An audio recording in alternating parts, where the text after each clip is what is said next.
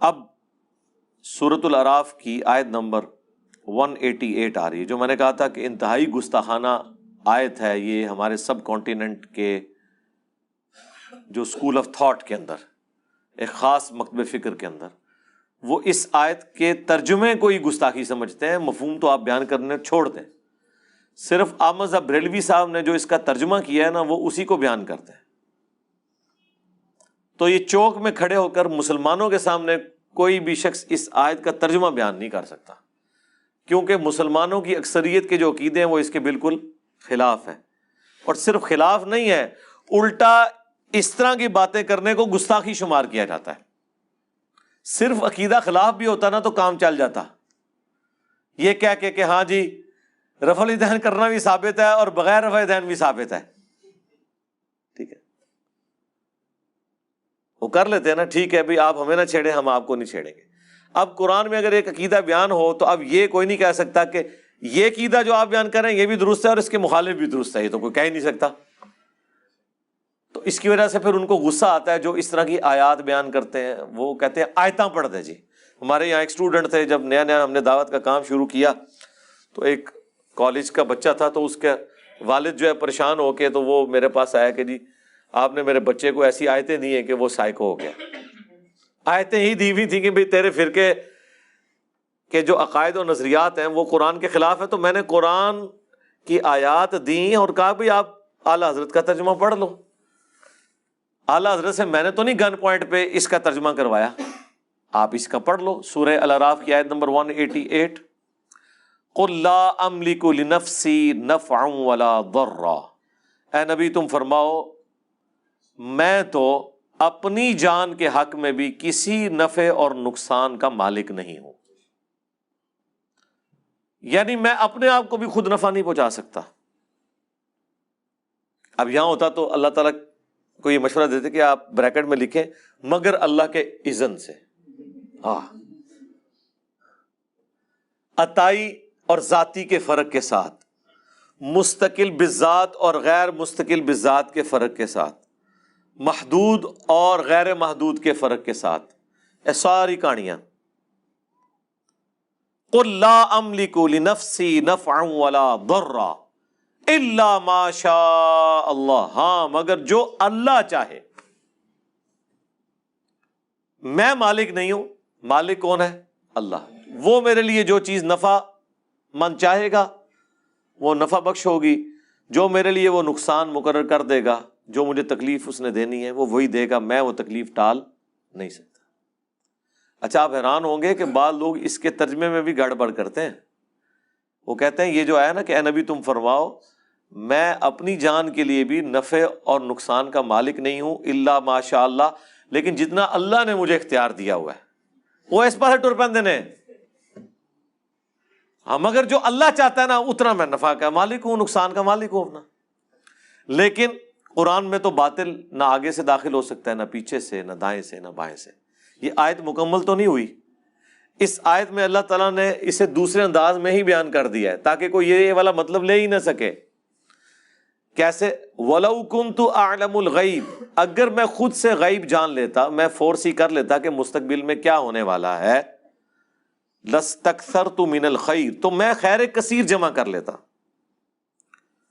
وَمَا مَسَّنِيَ السُّوءُ، اور مجھے کبھی کوئی تکلیف نہ پہنچتی، میں پہلے ہی فورسی کر لیتا کہ غزوہ احد میں اس جگہ پہ میرے دانت شہید ہونے ہیں، میں اس جگہ پہ جاتا ہی نہ، میرے دانت شہید ہوتے ہی نہ۔ اگر مجھے یہ پتا ہوتا کہ یہ 50 تیر اندازوں نے میری حکم عدولی کرنی ہے، ان میں سے 35 نے، اور وہ درہ چھوڑنا ہے اور غزوہ احد کی واضح فتح شکست میں بدل جانی ہے، تو حضور پہلے ہی کہہ دیتے کہ جی مجھے پتا ہے کہ تم یہ درہ چھوڑ دو گے تو تکنا چھوڑنا نہیں جائے۔ حضور کو تو نہیں پتا تھا۔ بخاری کے الفاظ ہیں تم دیکھو کہ چیل اور کوے آ کے ہماری لاشیں اٹھا رہے ہیں، نوچ رہے ہیں، تب بھی تم نے درہ نہیں چھوڑنا۔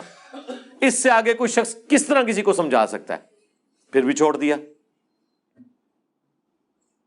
اور اس کا نقصان صرف امت نے نہیں اٹھایا، نبی الاسلام کے بھی 4 دانت شہید ہوئے، بخاری مسلم میں آیا، اتنا خون بہہ گیا کہ شہادت کی خبر مشہور ہو گئی، اور قرآن میں پھر وہ آیات نازل ہوئی وما محمد الا رسول قد خلت من قبلہ الرسل افإن مات او قتل، محمد تو نہیں مگر ایک رسول، ان سے پہلے بھی اور رسول گزر چکے ہیں، اگر یہ مر جائیں یعنی کہ وصال شریف فرما جائیں، یا قتل ہو جائیں یعنی کہ شہید ہو جائیں، تو کیا تم اپنے دین سے الٹے قدم پھر جاؤ گے؟ اور جو کوئی الٹے قدم پھیرے گا وہ اپنا نقصان کرے گا، اللہ کا کوئی نقصان نہیں کرے گا، اور اللہ تعالیٰ شاکرین کو جزا دے گا، یعنی ثابت قدم رہنے والوں کو۔ تو اب اندازہ کریں کہ نبی الاسلام کے دانت مبارک شہید ہو گئے، غلطی کس کی تھی؟ ساتھیوں کی، صحابہ کی، امت کی، اور وہ غلطی بھگتنی کسے پڑی؟ سب کو، انکلوڈنگ نبی الاسلام کو۔ ہونا تو چاہیے تھا نبی الاسلام اس تکلیف سے نہ گزرتے۔ تو مجھے بتائیں، جب رسول اللہ صحابہ میں موجود ہوں، اللہ تعالیٰ پھر بھی غلطی کا لحاظ نہ کرے اور اس لیول کے اوپر اس کا جواب دے کہ وقت کا پیغمبر وہ بھی افیکٹو ہو اس کا، تو آج رسول اللہ تو دنیا میں موجود نہیں ہے۔ آج ہم یہ کیسے کہہ سکتے ہیں کہ یا اللہ اپنی مرضی کی زندگی گزاریں گے لیکن جو کچھ بھی ہے تیرے محبوب کی امت سے ہیں؟ جب محبوب دنیا میں تھے اور ڈائریکٹ دعائیں ان کی ہمارے ساتھ تھیں، تب بھی محبوب کی نافرمانی کرنے کے اوپر نہ صرف ماننے والوں کے اوپر عذاب آیا بلکہ نبی علیہ السلام کو بھی تکلیف سے گزرنا پڑا۔ آج رسول اللہ ہم میں موجود بھی نہیں اور ہم دھڑلے کے ساتھ نافرمانیاں کریں اور امید کریں کہ نبی علیہ السلام کی دعاؤں کا حصہ میں مل جائے گا۔ عقل کام کرتی ہے آپ کی؟ کمپیریزن کروا کے دیکھیں۔ تو اگر میں غیب جان لیتا تو خیر کثیر جمع کر لیتا اور مجھے کبھی کوئی تکلیف نہ پہنچتی۔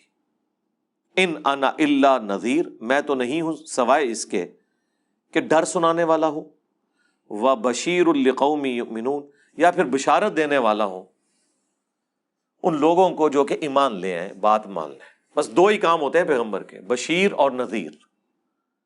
جو مان لیں انہیں بشارت آخرت کی جنتوں کی، اور جو نہیں ماننے والے انہیں آخرت کا ڈر سنانا۔ جو بغاوت پہ اترے ہوئے ہیں انہیں ڈر سنانا، اور پھر جو ایمان لے آئیں انہیں بشارت دینا، یا ایمان والے جو بغاوت پہ اترے ہوئے ہیں انہیں ڈر سنانا، اور پھر توبہ کرنے کی ترغیب دلانے کے لیے آخرت کی نعمتوں کی خوشخبریاں سنانا کہ یوں کر لو گے تو تمہارے ساتھ یہ ہو جائے گا۔ تو یہ میرے بھائیوں، اس کے اندر ایک آیت کے اندر استانت کا عقیدہ بھی کلیئر ہو گیا کہ کوئی کسی کو نفع نقصان دے ہی نہیں سکتا، تو جب دے نہیں سکتا تو پھر پکار کے کیا کر رہا ہے۔ اور سب سے بڑی اگزامپل اگر کسی شخصیت کی پیش کی جا سکتی تھی تو وقت کے پیغمبر کی تھی۔ مجھے بتائیں، اگر رسول اللہ کا یہ سٹیٹس ہے تو بابت شاہی کوئی نہیں۔ اسی لیے پھر وہ آپ کو کہتے ہیں آپ نے قرآن ڈائریکٹ نہیں پڑھنا، آپ گمراہ ہو جائیں گے۔ اچھا جی، انڈائریکٹ پڑھا دیں، لیکن جو قرآن میں لکھا ہے وہی بتانا ہے۔ ادھر وچ کیڑی شاید نکل رہی ہے وہ نہیں دسنی، جیڑی باہروں نظر آ رہی ہے وہ تو دسو نا، اللہ دے بندو۔ اور یہ ہمیں یہ بتانا چاہ رہے ہیں کہ قرآن نعوذ باللہ کوئی اتنی دھوکے والی کتاب ہے کہ باہر سے کچھ اور نظر آ رہا ہوتا ہے، اندر اس کے اندر کچھ اور ہے۔ تو قرآن تو یہ نہیں کہہ رہا، قرآن تو کہہ رہا ہے کتاب فصلت آیات، اس کی آیات اللہ نے کھول کھول کر تفصیل کے ساتھ بیان کر دی ہیں۔ وَلَقَدْ يَسَّرْنَا الْقُرْآنَ لِلذِّكْرِ فَهَلْ مِن مُدَّكِرٍ، قرآن نصیحت کے لیے اللہ نے آسان کر دیا ہے، کون ہے جو اس سے نصیحت حاصل کرے؟ اچھا، جنہوں نے قرآن کی دعوت آپ تک پہنچانی تھی انہوں نے بجائے خود نصیحت حاصل کرنے کے یا آپ کو نصیحت کی بات کرتے، آپ قرآن پڑھنا شروع کرے تو کہتے تو انہوں کے پتہ کیڑی آیت منسوخ ہے تو کیڑی ناسخ ہے، اے رہ گئے ٹوٹل۔ اور یہ جو آپ کو کہہ رہے ہیں نا اسے خود بھی نہیں پتا کہ قرآن میں کتنی آیات ناسخ ہیں کتنی منسوخ ہیں۔ ٹوٹل 5 آیات ہیں جو منسوخ ہیں، 6,500 آیات میں وہ جو 5 آیات منسوخ ہیں اس کی وجہ سے آپ کو وہ باقی کی آیات نہیں پڑھنے دے رہا، اور وہ جو منسوخ ہیں اس سے کسی کے عقیدے پہ کوئی فرق نہیں پڑ رہا۔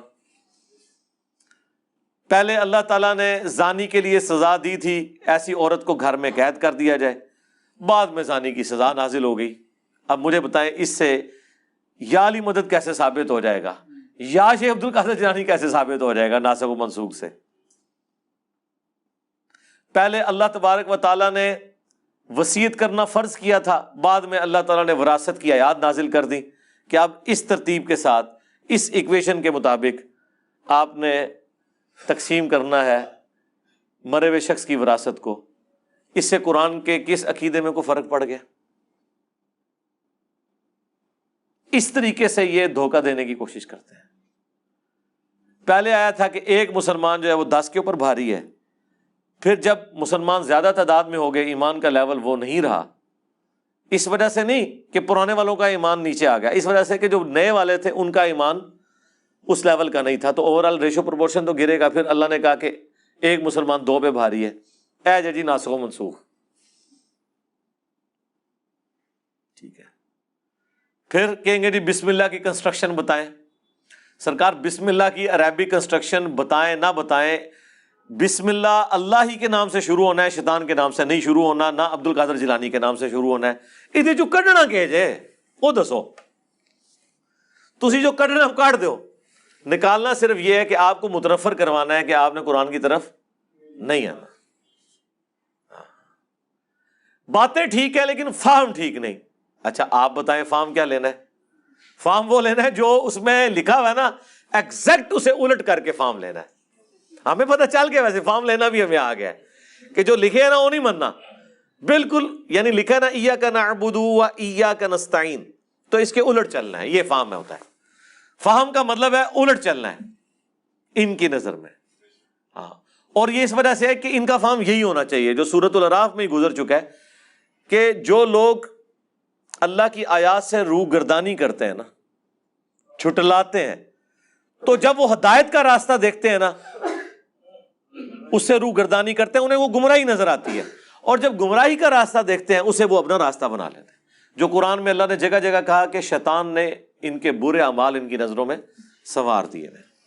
تو یہ حالت ہے جی، کس کس چیز کا رونا رویا جائے۔ علم الغیب کے اوپر میں نے تفصیلی ویڈیو مسئلہ 6A اور B علم الغیب سے متعلق فرقہ وارانہ نظریات کا تحقیقی جائزہ وہ ریکارڈ کروا دیا، وہ آپ دیکھ سکتے ہیں۔ کئی سال پہلے میں ایک بریلوی عالم کے پاس بیٹھا ہوا، تو میں نے ان کے سامنے وہ حدیث بیان کی مسند احمد کی، اور امام بخاری کی کتاب الادب المفرد میں ہے۔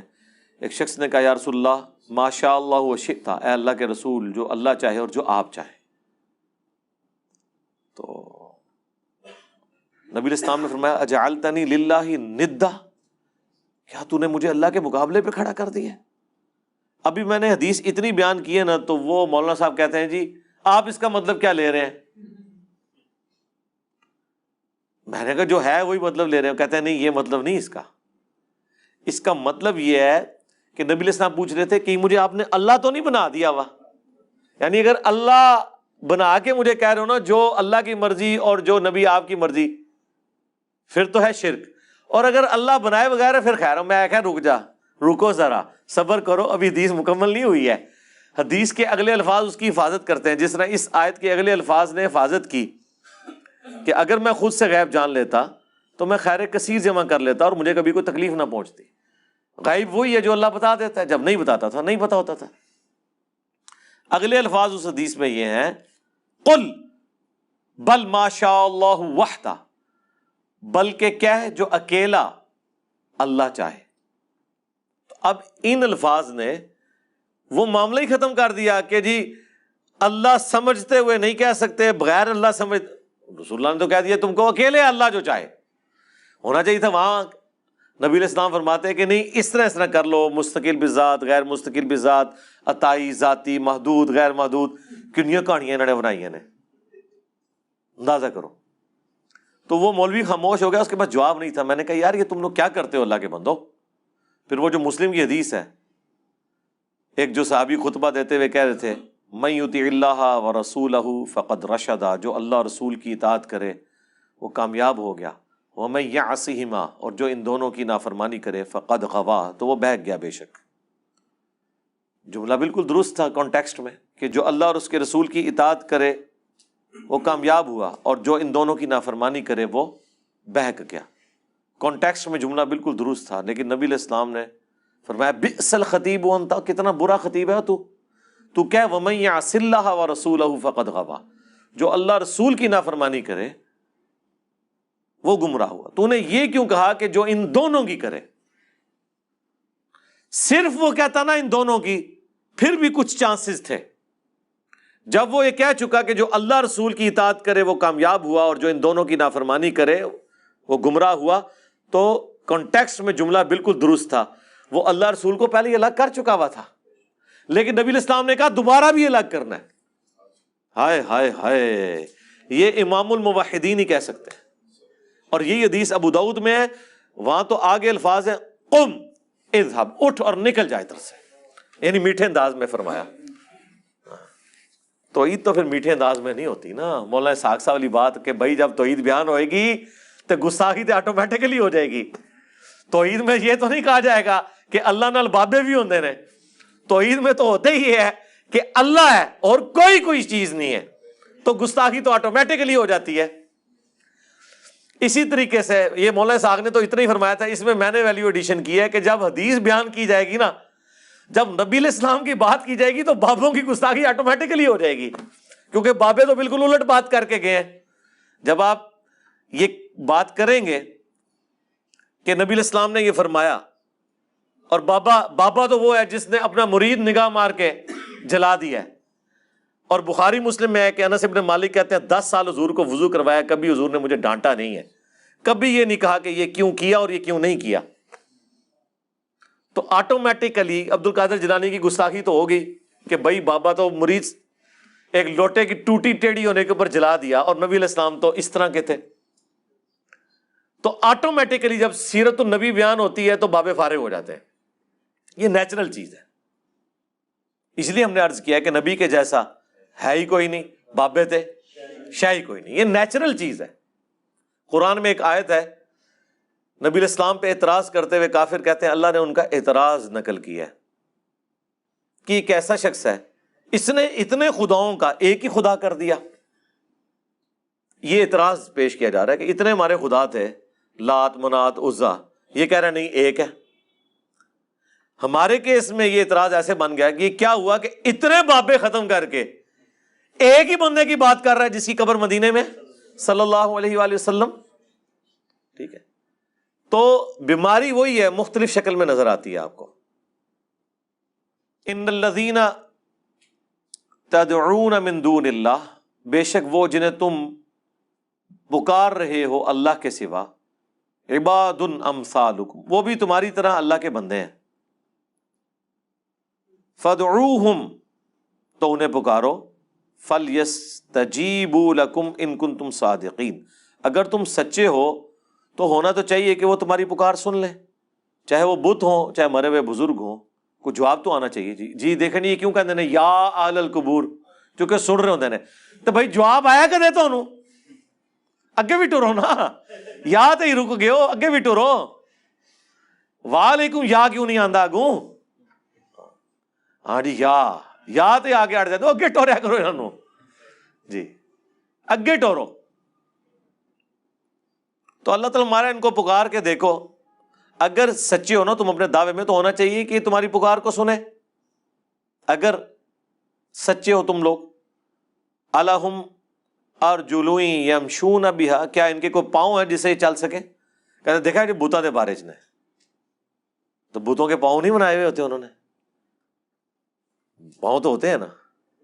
تو اللہ تعالیٰ کہہ رہا ہے کیا ان کے پاؤں ہیں جو چل سکتے؟ پاؤں تو ہیں لیکن وہ چل نہیں سکتے. اسی طریقے سے جو قبر کے اندر بھی لیٹا ہوا ہے، پاؤں اس کے ہیں اگر سلامت ہے ہاں. تو بار اللہ تک کنفرم سلامت ہے کہ اس کے پاؤں نظر آ رہے ہیں، اندر والے کو تو پتہ ہی نہیں کہ کیا ہے اندر.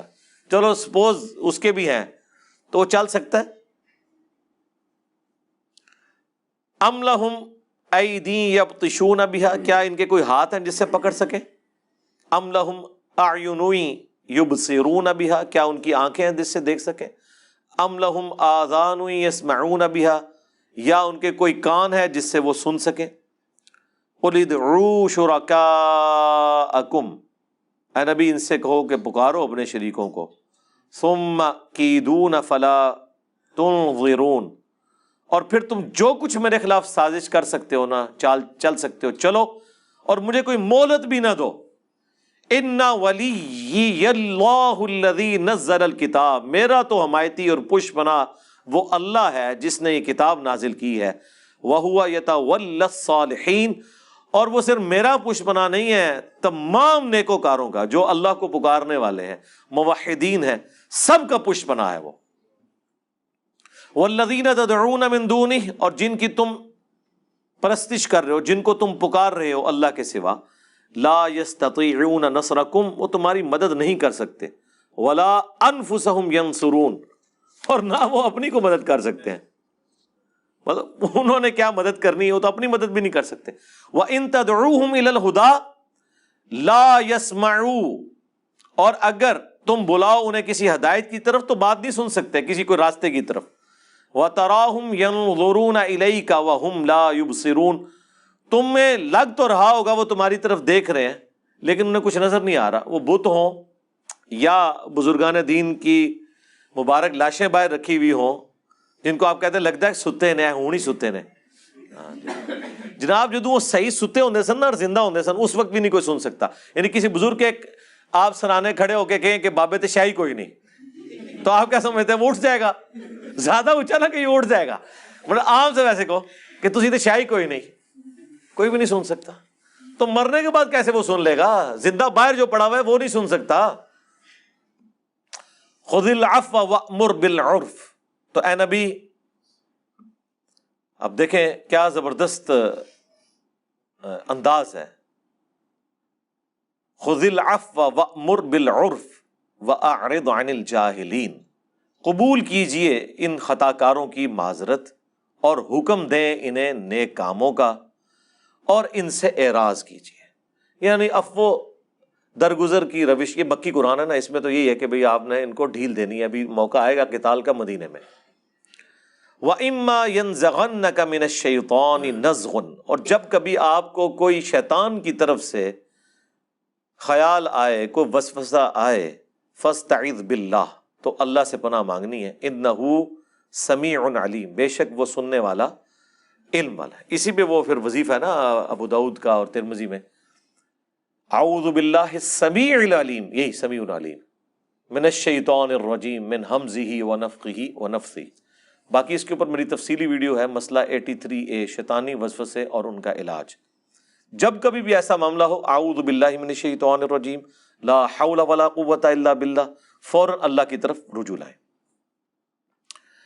ان الذین اتقوا اذا مسهم طائف من الشیطان، بے شک جو تقوی کی روش اختیار کرنے والے لوگ ہیں، جب انہیں شیطان کبھی چھوتا ہے کسی خیال سے، تذکروا، فوراً خدا کو یاد کرتے ہیں، فاذا هم مبصرون، تو ان کی آنکھیں کھل جاتی ہیں، جیسے ہی اللہ کا ذکر آئے گا شیطان بھاگ جائے گا، سیدھی سی بات ہے۔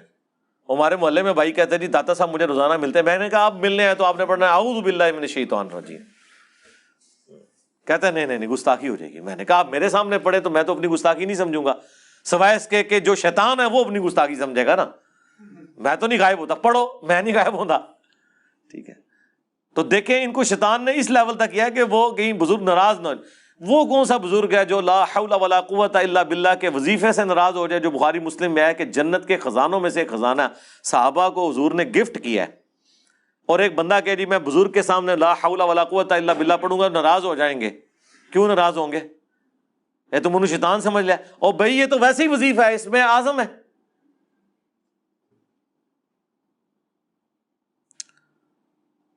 وَإِخْوَانُهُمْ يَمُدُّونَهُمْ فِي الْغَيِّ، اور شیطانوں کے بھائی جو ہے نا وہ کھینچ کر لے کے جاتے ہیں ان شیاطین کو گمراہی کی طرف، ثُمَّ لَا يُقْصِرُونَ، پھر کوئی کسر نہیں چھوڑتے۔ اے پنجابی چ بھی آیا کہ کوئی کسر نہیں رہنے دیتی، یہ عربی جو ہے، پھر کوئی کوتاہی نہیں کرتے، پھر پہنچا کے آتے ہیں وہ شیاطین وہاں پہ ان کو۔ ظاہر ہے جب آپ خدا سے روگردانی کریں گے، جو سورہ الزخرف میں ہے کہ جو رحمان کے ذکر سے روگردانی اختیار کرتا ہے اللہ تعالیٰ اس پہ شیطان مسلط کر دیتا ہے جو اس کا ساتھی بن جاتا ہے۔ وَإِذَا لَمْ تَأْتِهِمْ بِآيَةٍ، اور اے محبوب جب آپ ان کے پاس کوئی معجزہ نہیں لے کے آتے نا، ان کا منہ مانگا، بِآيَةٍ قَالُوا لَوْ لَجْتَبَيْتَهَا، تو کہتے ہیں کہ تم خود سے کوئی آیت بنا کے کیوں نہیں لے آتے؟ اس کا ایک معنی یہ بھی ہے کہ جب کچھ عرصہ قرآن نازل نہیں ہوتا تو یہ کہتے ہیں آپ خود سے ہی کو بنا لیتے ہیں، اتنا عرصہ ہوا ہے بھائی تمہارے پاس کوئی فرشتہ نہیں آیا، میں نے مذاق بنایا ہوا تھا۔ قل انما اتبع ما یوحى الی من ربی، اے نبی تم فرماؤ میں تو نہیں سوائے اس کے کہ خود اتباع کرنے والا ہوں اس کا جو میرا رب میری طرف وحی کرتا ہے۔ ھذا بصائر من ربکم، یہ ہے روشن دلائل، آنکھیں کھولنے والے تمہارے رب کی طرف سے، وَھدًى وَرَحْمَةٌ لِقَوْمٍ یؤمنون، ہدایت اور رحمت اس قوم کے لیے جو بات کو ماننا چاہے۔ یعنی نبی علیہ السلام کو بھی کہا جا رہا ہے کہ آپ کا کام صرف پہنچا دینا ہے، یہ آپ کا مذاق بھی اڑائیں گے، آپ کا کام ہے دعوت دیں، جس نے ہدایت قبول کرنی ہے وہ کر لے گا۔